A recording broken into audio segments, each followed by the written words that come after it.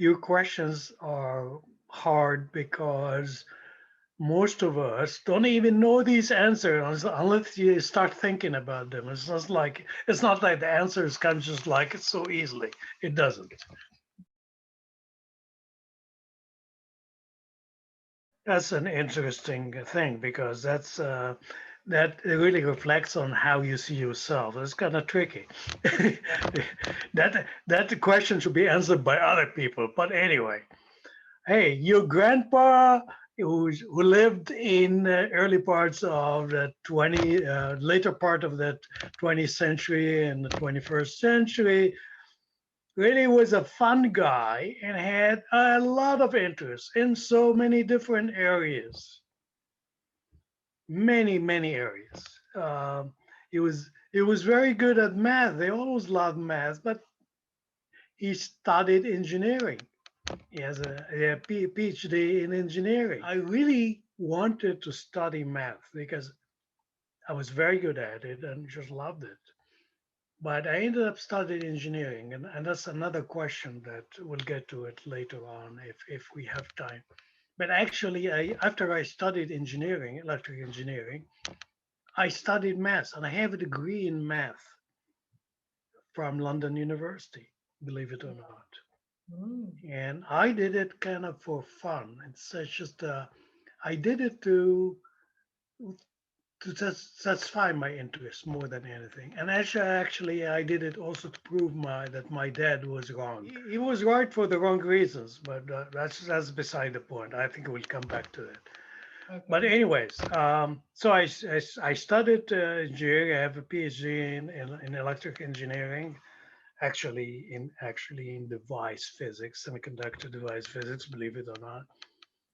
I served in the army in 1967, and I What? consider that, yes, I was in the Wow. war in 1967, Okay. and in a way, that was a pivotal point in my life uh, because it's a long story to answer, but that's really one part of the reasons why I left Egypt. I left Egypt in 1970 and moved to Canada, got my PhD in for University of Toronto in 1975, and then I moved to California in 1982. Uh, Started several companies, and strangely enough, was all my know-how in electric engineering and math. Actually, most of my career was in business management, for God's sake. So we don't always do what we are good at. We do what we have to do most of the time. Well, sometimes let's just take the example of math. I was very good at math. So what you do after you study math? Do you drive a cab? It's just a career in math or Hmm. theoretical physics. It's extremely narrow. Okay. So you end up doing what you have to do to earn your living because so that's part of the reason. You end up doing stuff that you really don't like, but you have to do because that's the only way to make money. Okay. One of the most important things in life, Rania, is that you have to really follow your passion. You have to understand what is your passion. What makes you happy? What makes you so focused and so loving what you do? And many of us don't do that. And many of us, even after they do different things. So yeah, Mm. there are lessons to be learned there. Yeah. And I said, oh yeah, my grandchildren and your grandpa continue to be active in every different areas that you can imagine, including technology, math, science, physics. He was a polymath, and he continued that to the ripe age of 100. 100 is not very long because um, Methuselah. If you read the Old Testament, Methuselah lived to the age of 969. Since you asked the question and I have to find you an answer, if I had any role model, and I'm just inventing this, it would be a polymath. A polymath is the people that had extensive knowledge in many areas. Yes. And like Ibn Sina or Khwarizmi, I mean, these people they were physicians, they were physicists, they dabbled with physics, some of dabbled in math, many of them dabbled in religious matters. They are ما يقول لك كانوا زمان يقول لك ده حكيم means that he has knowledge in many areas. It's not one area. This doesn't happen anymore here. The people have broad knowledge, the knowledge in broad areas are limited, the polymath. But that would be my role model really. اللي هو العلامة والحكيم اللي هو 1000 سنة في الكالتشر الإسلامية. Yes. There are many names. These Yes. people were involved in a lot of areas. I think is the right thing to do is to take an advice or guidance من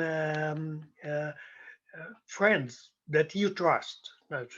I have friends that I don't trust their opinion, and I have friends I would trust their opinion in certain matters, but not every matter. يعني بتسألي واحد انت حاسة ان هو he would know, he has learned answer. Okay. At the end of the day, you accept that input, but you have to make your own decision. You have to think about it. What he said doesn't make sense to you or not? Does that satisfy you? Do you feel comfortable about it? It's up to you to make the decision. Okay. So taking advice, taking inputs is a good thing. There's nothing wrong with that. Especially in areas that you don't know about.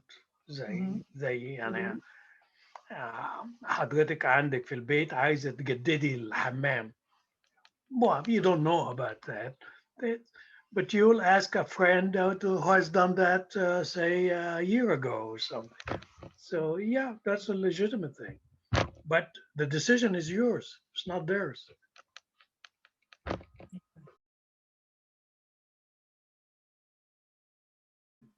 In my outlook in life, generally, or I deal with any, I'm very rational.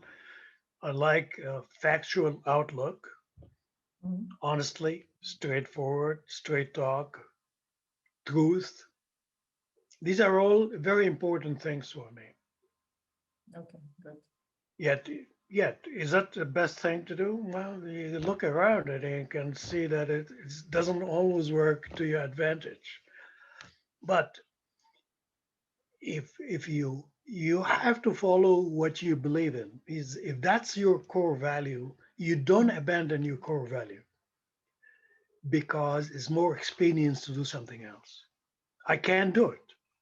I cannot abandon my core value that I will deal with anything on a factual, rational basis and with honesty and straight fashion.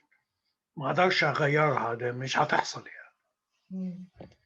There is also what I say, perseverance is a good thing to have because you never finish anything if you don't have perseverance. It's true. But yet, it's a double-edged sword, believe it or not.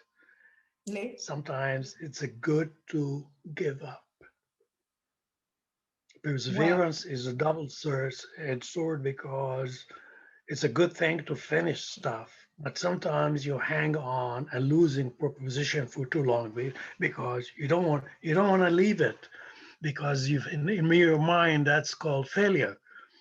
But actually, it would have been better to abandon it and declare defeat. So But in all my life, perseverance and sticking with things is really a very core value for me.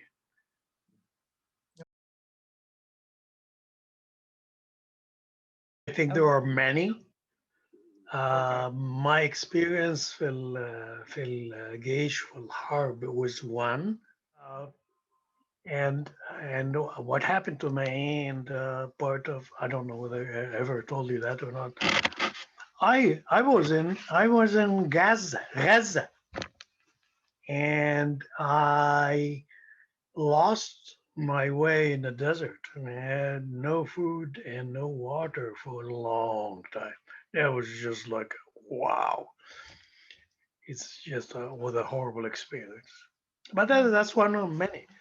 But there are some of these experiences that leaves a mark on you for the rest of your life. And all the related issues, how that happened, how you got out of it. Many others, many others, on and off. And I'm not going to get to that because there isn't one. There is many of them. Definitely time heals. I mean, it's one of the worst things you can do in life is to go forward with life carrying your past on you, with you on your shoulder all the time. That's horrible. And I know people who actually live all their life about, what happened 30 years ago, might happen 50 years ago. That's just horrible. Yes. You need to resolve your issues and move on with life. Looking backward all the time, it just doesn't make sense at all.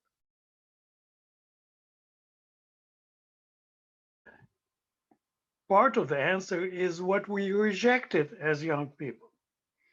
Your parents told you, when you marry someone, you have to look at compatibility, their social background, their social standing levels, the financials, and we rejected that. But guess what? It is very important. As a starting point, it never guarantees success, but as a starting point, meaning that without it, the likelihood of failure is even higher. But even after you did that, that the compatibility from social and financial and cultural background is there and preserved, you still, it's marriage is a game of luck. Wow. You could be as good as تمسكي كده الزهر وتحدفيه وتشوفي ايه اللي هيطلع. It sometimes works very well. Sometimes work very well with people don't even know each other very well, and sometimes it doesn't work at all, even for people who know each other. I personally have seen these incidents, and I'm just like, oh, wow. I knew a guy, he actually worked for me, and he had a girlfriend that he knew for 10 years. Love story, right? They got married. They got divorced within a year. Meaning that even in the 10 years, they probably didn't know each other really that well because the core of the relationship was in different bases. Girlfriend, boyfriend is different than once they got married, the expectations, undeclared expectations, is changed immediately. And what was compatible before is incompatible anymore. So every one of us, Rania, is like a diamond. A diamond has facets. That's how it becomes brilliant. عشان الوجوه بتاعت and some of us has 10 of them, some has 57, some has 66. The shallow people have few of these facets. The more learned people with expansive view of life have many facets. Could you imagine yourself that you have two diamonds? It's you and your potential spouse, and you try to match these facets. It's impossible. Yeah. As a result, the expectations that you have a spouse and suddenly that spouse is going to fulfill all your facets and have all your interests, it is virtually impossible. It is, it's 100% a failed strategy.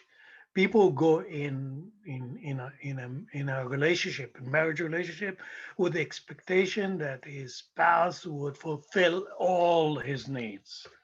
It never works. It never works. It never works because there are no two identical people. You have everybody has different interests and different ideas.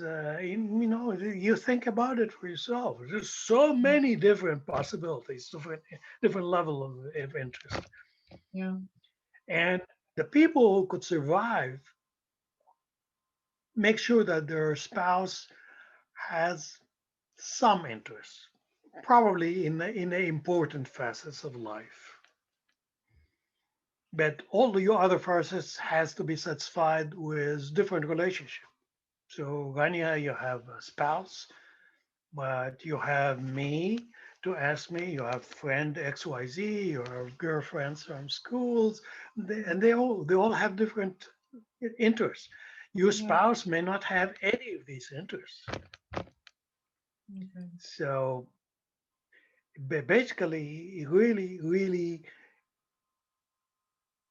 the success is to manage expectations from a spousal relationship. Manage expectations. To expect that your spouse will satisfy all your needs is never going to happen, and you will fail. If you are married and you know that you have certain expectations in certain facets, but that doesn't mean that you don't have relationship in the rest of the world. Uh, Different people, different happy. I think you'll be more happy and more satisfied. Part of the problems with marriage, and this is not about choosing your spouse, but after you choose your spouse, if you're married too young, people evolve all the time. People change all the time, Mhm. and it could be that you're married at the age of 25, and your spouse is the same age, plus minus a little bit. And but as you grow, you could grow together, or you could grow separately. The Mhm. growing together is a rare occurrence, meaning Okay. people, as they grow, they develop the same intellectual capacity in the same direction and with the same belief. It just doesn't happen. Most of the time, they grow separately. So to avoid that, you shouldn't marry young, never. You should marry when people have evolved enough to the point where it is likely not to evolve this way. They have reached a level of maturity where they can deal with each other.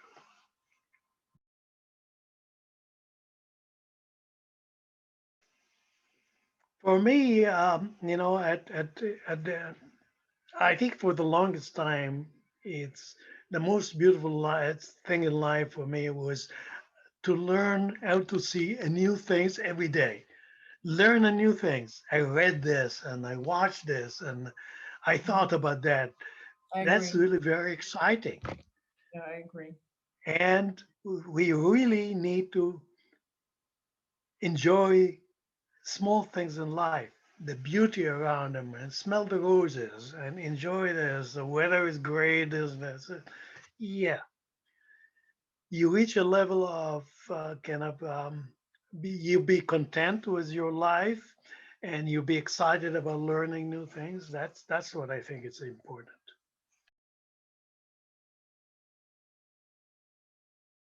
The most difficult thing is is sustaining relationships. Oh. Everything else is easy.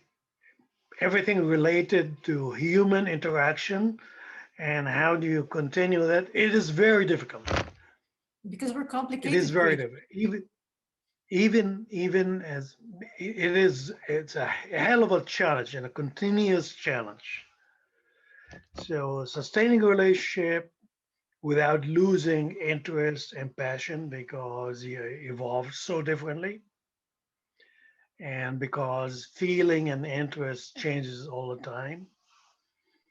Yeah, that's really the most difficult part in life.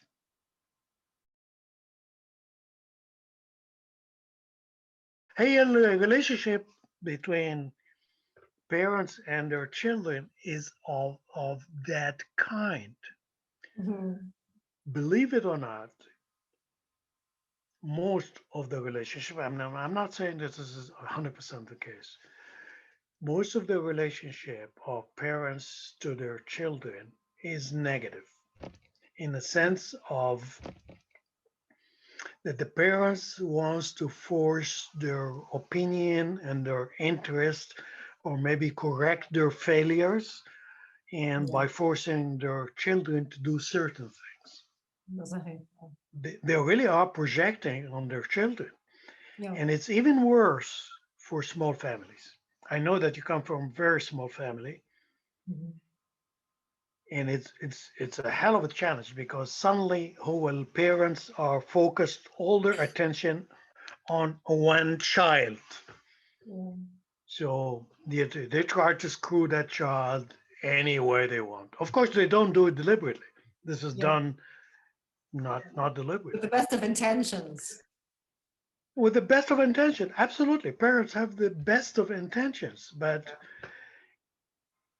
in large families, that is not the case because hey, they couldn't give attention, high attention, and focus to many children, and the children learn from each other rather than from their parents.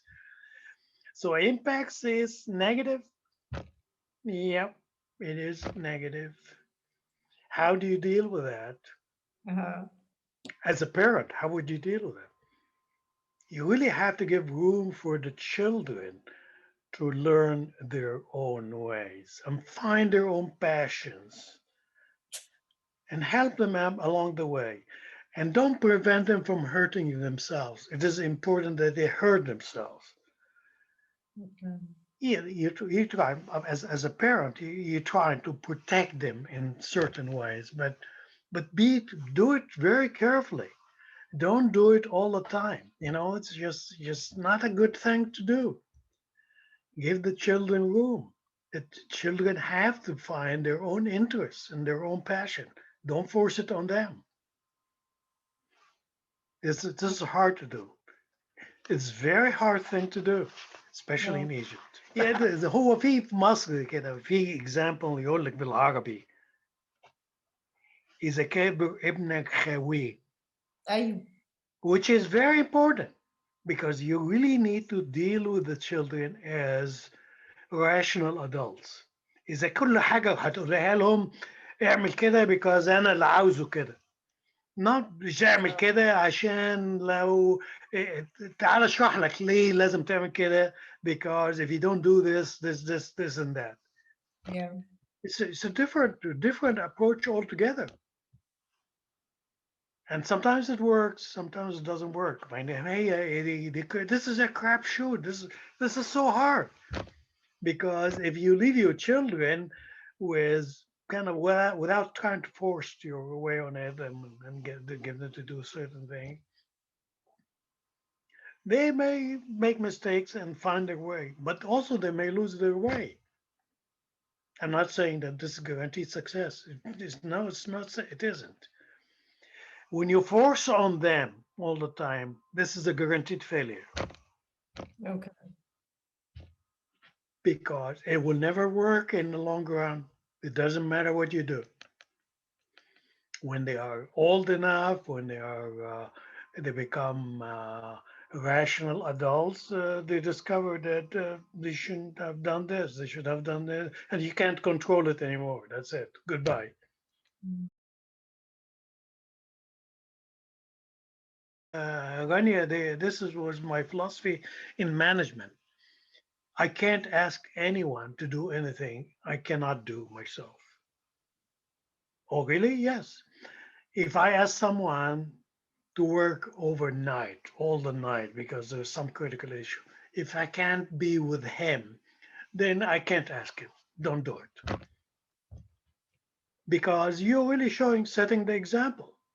If I ask you to do something, it's because I'm not leaving you alone. I will also do it myself. Well, it was good being interviewed by you, Thank you. and I hope you get some good inputs from all of your friends.